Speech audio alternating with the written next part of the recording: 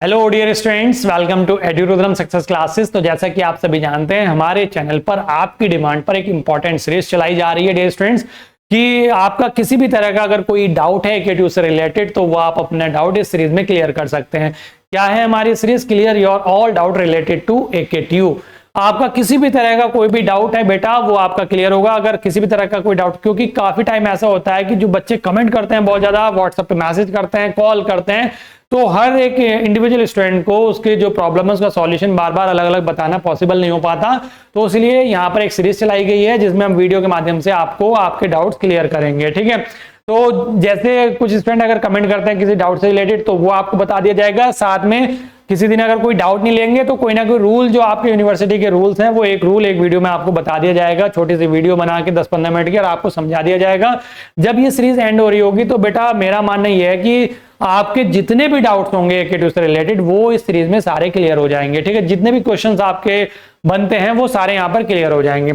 इससे previous video में एक वीडियो ऑलरेडी जा चुका है। अगर आपने चैनल को सब्सक्राइब नहीं किया तो बेटा न्यू स्टूडेंट है तो सब्सक्राइब जरूर कर लें, बेल आइकन भी प्रेस कर लें। और प्लेलिस्ट का लिंक इस वीडियो के डिस्क्रिप्शन में मैं दे दूंगा। उस प्लेलिस्ट में आप जाके आपका जो भी डाउट होगा उसको वहां से वीडियो को देख लिया करें और आपका डाउट वहां पर क्लियर हो जाया करेगा। ठीक है, इससे प्रीवियस जो वीडियो थी हमने उसमें कि किसी स्टूडेंट को अगर ब्रांच चेंज करनी है तो उसका क्या क्राइटेरिया है, किस तरीके से ब्रांच चेंज होगी, वो उसके लिए बारे में हमने डिटेल में बताया था। बीटेक की हम बात कर रहे हैं यहाँ पर मेनली।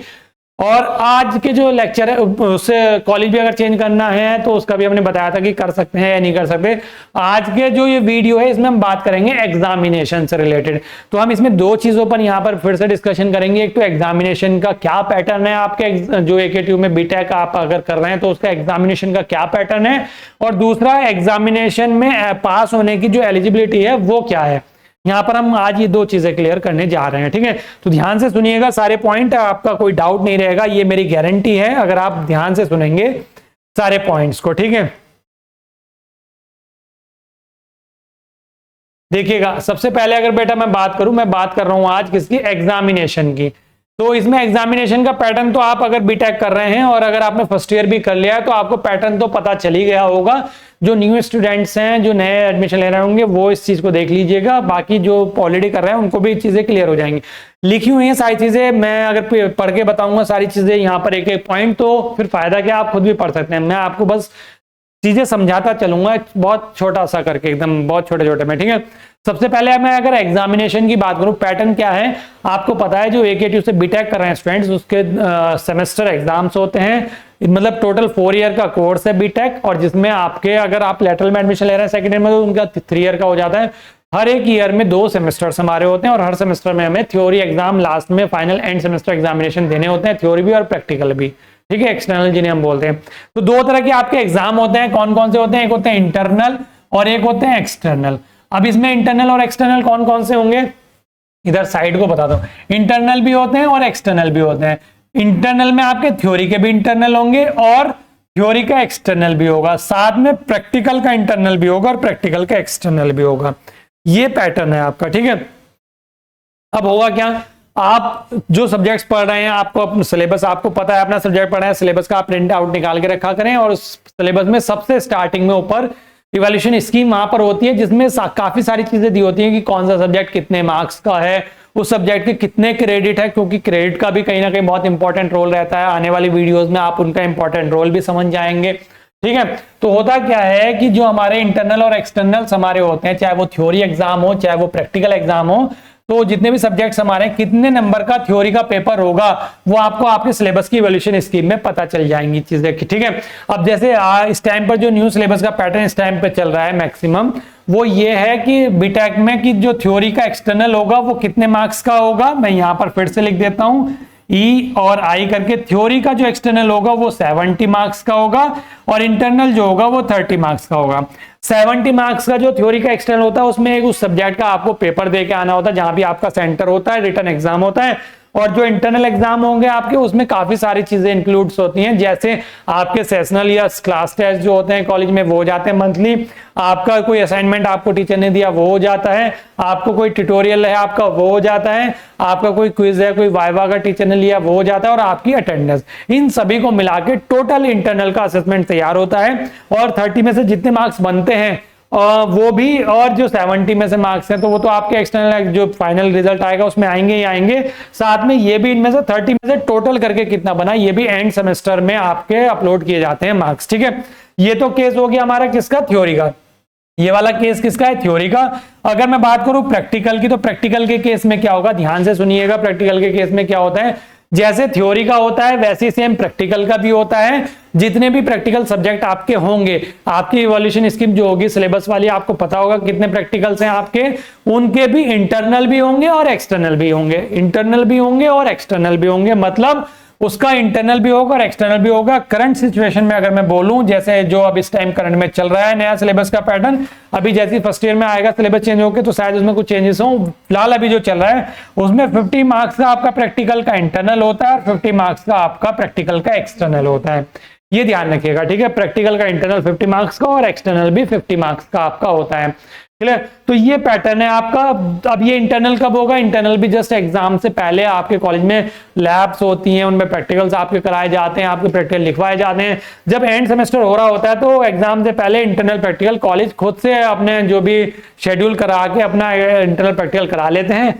50 में से अकॉर्डिंगली मार्क्स दे देते हैं। जो भी आपके लैब में जिस तरह की परफॉर्मेंस रही होगी वो, प्लस आपका जो वाइवा हुआ होगा इंटरनल के टाइम पे वो, या जो भी इंटरनल में वो कराएं। ठीक है, साथ में एक्सटर्नल में क्या हो गया, एक्सटर्नल में एक एग्जामिनर आते हैं किसी अदर कॉलेज से, वो आते हैं आपके पास में, वहां पर इंस्पेक्शन करते हैं, आपसे प्रैक्टिकल भी करा सकते हैं, आपसे रिटर्न भी कराते हैं और आपका वाइवा भी वो वहां पर लेते हैं। अकॉर्डिंगली वो आपके वहां पर मार्क्स देके चले जाते हैं। ठीक है, तो ये तो है आपका एग्जामिनेशन का, कि क्या है आपका एग्जामिनेशन का पैटर्न यहाँ पर AKTU में, और ये चीजें होती हैं यहाँ पर किसी भी सब्जेक्ट को लेके। ठीक है, ध्यान रखिएगा इस चीज का।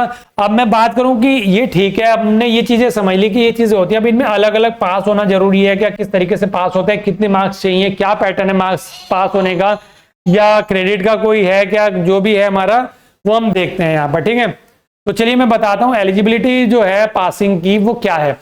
तो इसमें लिखी हुई सारी चीजें देखिएगा, आप यहां से देखेंगे ये पॉइंट्स है, यहाँ पर आगे भी आप देखेंगे तो मल्टीपल पॉइंट्स आपको यहाँ पर देखने को मिल जाते हैं पासिंग के एलिजिबिलिटी के लिए। देखें तो अगर यहाँ पर देखें 9.9 तक टोटल 9 पॉइंट्स आपको यहाँ पर मिल रहे हैं। तो चलिए मैं इनको शॉर्ट में आपको बता देता हूँ और समझा देता हूँ सारी चीजें कि क्या आपको ध्यान रखनी है चीजें। ठीक है, यहाँ पर स्पेस मिल जाएगा कि थोड़ा सा ऊपर कर लेता हूँ, चलो, या यहीं ये हेडिंग तो दिखाई देता हूँ थोड़ा सा। ठीक है, चलिए देखिए होता क्या है, जैसे मैंने आपको बताया कि कोई भी सब्जेक्ट है आपका, उसका इंटरनल भी होगा, उसका एक्सटर्नल भी होगा, चाहे वो थ्योरी हो। अगर मैंने थ्योरी बोला, ठीक है, थ्योरी मैंने यहां पर बोला और उसका इधर मैं लिखूंगा इंटरनल और इधर लिखूंगा मैं एक्सटर्नल। ठीक है, ये, और यहां पर मैंने नीचे क्या बोल दिया, प्रैक्टिकल। अब मैंने क्या बोला था, थ्योरी के जो मार्क्स हैं टोटल वो कितने हैं, इंटरनल 30 मार्क्स का और एक्सटर्नल कितने हैं 70 मार्क्स का। और यहां पर अगर मैं कर दूं टोटल किसका, यहां पर थ्योरी का टोटल आ जाएगा और नीचे प्रैक्टिकल का टोटल आ जाएगा। तो टोटल कितने का हो गया, 100 मार्क्स का। ये कितने का हो गया, 100 मार्क्स का। ठीक है, तो करना क्या होता है, आपको ध्यान ये रखना है कि जो थ्योरी का इंटरनल है और एक्सटर्नल है, इंटरनल में चाहे कितने भी नंबर हो मैटर नहीं करता, डजंट मैटर। ठीक है, लेकिन ये एक्सटर्नल में 70 है तो एक्सटर्नल में जो हमारा पेपर होगा थ्योरी का उसमें से 30% का क्राइटेरिया एक्चुअल में यहाँ पर होता है। इनके अकॉर्डिंग ये है कि 30% एक्सटर्नल में लेके आने जो एंड सेमेस्टर एग्जामिनेशन है, और दोनों को मिला के इंटरनल प्लस एक्सटर्नल को मिला के 40% लेके आने। मतलब क्या है इसका समझो, यहां पर चाहे मेरे कितने भी मार्क्स हैं, यहां पर 30% का मतलब अगर देखें 70 में से, तो लेकिन यहां पर जैसे 100 का था तो पहले तो 30 पर पास माना जाता था, लेकिन अब जब से 70 का हुआ है तो इन्होंने पासिंग क्राइटेरिया कितना रख दिया, 21 रख दिया है।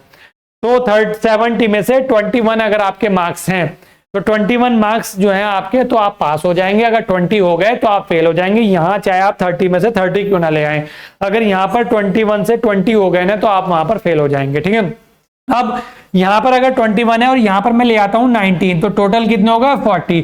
तो 100 में से 40 यानी कि टोटल में से 40 लाने जरूरी है। ये मैंडेटरी मैंने यहां पर लिखी है चीजें, ये जरूरी है कि 70 में से 21 मिनिमम चाहिए, तब 30 में से मिनिमम 19 चाहिए, तभी जाके हमारे 100 में से 40 बनेंगे। तो एक तो इस बेसिस पर हमारी बैक लगती है अगर ये नहीं हमने क्राइटेरिया फुलफिल किया, और फिर टोटल ओवरऑल अगर ये क्राइटेरिया फुलफिल नहीं किया तो यहां पर बैक लग जाती है हमारी। अगर यहां पर हमने सपोज करो 21 ले आए लेकिन कॉलेज ने अगर 18 दे दिए इंटरनल में, तो टोटल कितना हो गया 39। तो 39 पर यहाँ पर आउट ऑफ 100 तो हमारी क्या हो जाएगी, यहाँ पर बैक लग जाएगी इस सब्जेक्ट में। तो अब बैक लगने का क्राइटेरिया है, तो ठीक है बैक लग गई अब हमारी, तो बैक लगी। अगर यहाँ पर 21 से कम हो जाते 20 तो बैक लगी है, हमें पता है बैक लगी है, तो हमें पेपर देना है एक्सटर्नल, तो हमें 21 लानी है। यहाँ पर अगर 19 है, 19 से प्लस कितने भी हो, लेकिन अगर यहाँ पर 18 है और यहाँ पर दे दिए 21 तो टोटल हो गया 39, तो भी हमारी फिर बैक ही लगेगी। तो क्या हमें इंटरनल दोबारा देना होगा? नहीं, इंटरनल में सेशनल में कुछ नहीं अपडेट होता। अगर 18 है तो ये 18 ही रहेंगे, आपकी बैक लगेगी, आपको फिर से अगेन कैरी ओवर देना होगा। कैरी ओवर में एक्सटर्नल एग्जाम ही देना होगा एंड सेमेस्टर वाला, और उसमें 21 की जगह पर आपका पासिंग क्राइटेरिया फिर 22 हो जाएगा मिनिमम। मतलब यहां पर अगर 18 है तो आपको 22 लानी है, टोटल मिला के आपको 40 करने ही है। आई थिंक समझ गए होंगे, ठीक है। अब मैं बताता हूं प्रैक्टिकल का। प्रैक्टिकल का क्या है? इंटरनल कितने का है? 50 का है सर, ओके। एक्सटर्नल कितने का है? 50 का है। टोटल कितना हो गया? यहाँ पर 100 हो गया। अब यहां पर जो क्राइटेरिया है, फिर से अगेन यहां पर एक्सटर्नल जो है 50 में से कितने 50% लाने जरूरी है। यहां पर जैसे 30% लाने जरूरी थे, यहां पर प्रैक्टिकल में 50% लाने जरूरी है। यहां पर आई थिंक मेंशन होगा, देखो ये रहा, यहां पर मेंशन है। यहां पर देखो, इसमें थ्योरी में क्या है, 30% तो एक्सटर्नल में चाहिए, टोटल मिला के दोनों में 40% चाहिए। और अगर मैं बात करूं प्रैक्टिकल की, इंटर्नशिप की, प्रोजेक्ट की या वाइवा वर्क्स की, जो भी एग्जामिनेशन है हमारे, उनकी अगर मैं बात करूं तो मिनिमम 50% आपको चाहिए ही चाहिए। मैक्सिमम मार्क्स जो हमारे हैं, जो यूनिवर्सिटी द्वारा प्रिस्क्राइब किए गए हैं, उसके कंपैरिजन में, उसके रेस्पेक्ट में आपको मिनिमम 50% मार्क्स लेके ही आने हैं, लेकर ही आने हैं, ध्यान रखिएगा। और दोनों को कंबाइन करके अगेन 40% चाहिए ही चाहिए यहाँ पे। मतलब यहाँ पर तो मुझे 50 में से 25 चाहिए ही चाहिए। अगर मेरे 25 से 24 यहाँ पर हो गए तो मेरी प्रैक्टिकल में बैक लग जाएगी, ये ध्यान रखिएगा। और टोटल मुझे फिर से अगेन यहाँ पर टोटल 40 चाहिए ही चाहिए, क्योंकि मुझे 100 में से 40 करने हैं। यहाँ पर लिखा हुआ है, देखो, examination and 40% of marks in the aggregate in, आगे लिखा हुआ है टोटल, मतलब अगर मैं बोले इन द प्रैक्टिकल हो, इंटर्नशिप हो या प्रोजेक्ट हो, जो भी। तो अब आप समझ गए होंगे दोनों में कि पासिंग का जो एलिजिबिलिटी है वो क्या है, कितने मार्क्स हमें चाहिए। मार्क्स वाला मैंने आपको यहाँ पर चीजें क्लियर कर दी हैं, ठीक है। बाकी आगे यहाँ पर कुछ भी इस तरीके का नहीं है, सभी चीजें वही मेंशन है यहाँ पर, कि जैसे सपोज करो कि किसी का बस केवल इंटरनली हो रहा है, जैसे बहुत सारे सब्जेक्ट आपके ऐसे होंगे जिसमें केवल इंटरनली होगा, तो उसमें 40% चाहिए चाहिए आपको। और ध्यान रखिएगा, कुछ सब्जेक्ट ऐसे होंगे जिसमें, मतलब इनमें भी प्रैक्टिकल में भी थ्योरी के साथ साथ मिनिमम जो ग्रेड मिलेगी आपको ई मिलेगी। यहाँ पर जो ग्रेड सिस्टम होता है, ग्रेड सिस्टम, और मैं बता दूं आपको यहाँ पर, इसमें जो मिलता है हर सब्जेक्ट में ग्रेड सिस्टम A+ से लेके कहां तक, ई तक ग्रेड जो मिलेगा तो आप पास होंगे, और फेल वाले स्टूडेंट को F ग्रेड मिलेगा। किसके लिए? फेल के लिए, ठीक है, ये ध्यान रखिएगा। तो मिनिमम जो ग्रेड होता है हमारा पास होने का वो कितना होता है? ई होता है। जैसे PWG किसी बच्चे का लगता है ना किसी सब्जेक्ट में, तो F ग्रेड हटा के ई पर हैशटैग और लगा देते हैं यहाँ पर, तो वो PWG वाले में आपको ग्रेड ई हैशटैग मिलता है, ठीक है।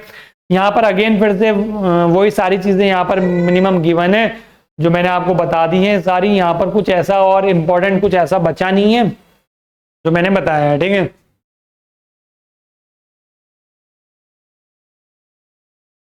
यहां पर देखो फिर एक चीज और, ये वाली लाइन और है, इसको पढ़ लेते हैं, थोड़ा सा इंपॉर्टेंट है। क्या कि for a pass in a subject having theory और प्रैक्टिकल कंपोनेंट, मतलब कोई एक ऐसा सब्जेक्ट, जैसे पहले चलते थे कि किसी पर्टिकुलर सब्जेक्ट का थ्योरी भी था और उसी सब्जेक्ट का प्रैक्टिकल है उसी का ही, तो एक साथ कंबाइंड मार्क्स वहां पर होते थे उसमें। अभी आपके में नहीं चल रहा है ये वाला। Student shall secure minimum of 30% of the maximum marks, यानी कि 30% जो है आपकी यूनिवर्सिटी से डिसाइड, उसका जो थ्योरी में उसका 30, मतलब जो भी मार्क्स है उसका 30% चाहिए।